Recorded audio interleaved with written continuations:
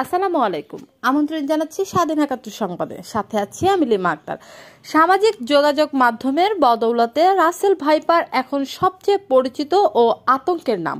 বাংলায় এ সাপকে চন্দ্রবড়া নামে ডাকা হয়। বিলুপ্তপ্রায় বিষধর এ সাপটির নতুন করে বংশবিস্তার ও দ্রুত ভোলার সকল উপজেলায় ছড়িয়ে পড়ার খবর পাওয়া গেছে। আমাদের ভোলা প্রতিনিধি মোহাম্মদ রিপন আহমেদ এর পাঠানো ভিডিও চিত্রে দেখুন বিস্তারিত। সাপ একটি নিরীহ প্রাণী। সাপকে না মারতে আমরা বলবো, এবং সাপ সাধারণত মানুষকে এড়িয়ে যেতে চায়। সাপ যদি বিপদে না পড়ে তাহলে কিন্তু সাপ আমাদেরকে ছোবল দেয় না।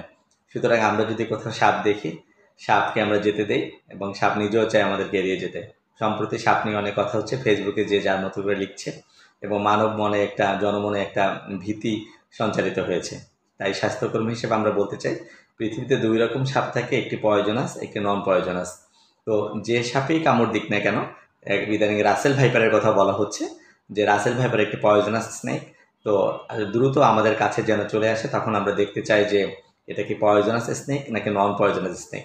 যদি নন পয়জনাস স্নেক বাইট হয় তাহলে আমরা সেভাবে চিকিৎসা দিই। আর যদি বিষধর সাপের কামড় হয়, রাসেল ভাইপার হোক বা অন্য যে কোনো বিষধর সাপই হোক, আমাদের যথেষ্ট অ্যান্টিভেনম রয়েছে। আমরা দ্রুত অ্যান্টিভেনম শুরু করি এবং আমরা চিকিৎসা দিই। আমাদের 6টি উপজেলা হেলথ কমপ্লেক্স এবং জেলা হাসপাতালে প্রায় 300-র মতো ভায়াল রয়েছে।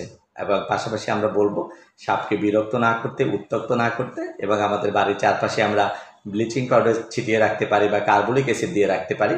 এবং আমরা যেন যদি কোথাও বের হই রাতের বেলা, আমরা একটু টর্চ লাইট হাতে রাখতে পারি, বা একটু জঙ্গলে বা কোথাও বনের ভিতরে যে হাঁটতে হয় একটা লাঠি রাখতে পারি। এরকম সচেতনতা আমরা থাকতে পারি। এবং যদি কামড়ি দেয়, আমরা ওঝা বা বৌদ্ধ বা এই যে যারা ফু দেয় এদের কাছে যেন আমরা না যাই। এটা কিন্তু সময়ক্ষেপণ হবে। এই জন্য সাপে যদি কামড় দেয়, বিষধর কি অবিষধর আমাদের এটা জানার প্রয়োজন নেই। আমরা দ্রুত তার উপরে বাদ দিয়ে, অর্থাৎ পায়ে কামড় দিলে হাঁটুর উপরে, হাতে কামড় দিলে। আতঙ্কিত না হয়ে রোগীকে দ্রুত নিকটস্থ হাসপাতালে কিংবা উপজেলা স্বাস্থ্য কমপ্লেক্সে নেওয়ার পরামর্শ দিয়েছেন ভোলা জেলা civil surgeon doctor KM. Shafiquzzaman. Civil surgeon doctor KM. Shafiquzzaman বলেন, সামাজিক যোগাযোগ মাধ্যমে যে যার মতো করে রাসেল ভাইপার নিয়ে লেখালেখি করছেন। আমি একজন স্বাস্থ্যকর্মী হিসেবে বলতে চাই, যে সাপই কামড় দেখ না কেন, দ্রুত নিকটস্থ সদর হাসপাতাল সহ উপজেলার স্বাস্থ্য কমপ্লেক্সগুলোতে চিকিৎসা নেওয়ার পরামর্শ দিয়েছেন এই কর্মকর্তা।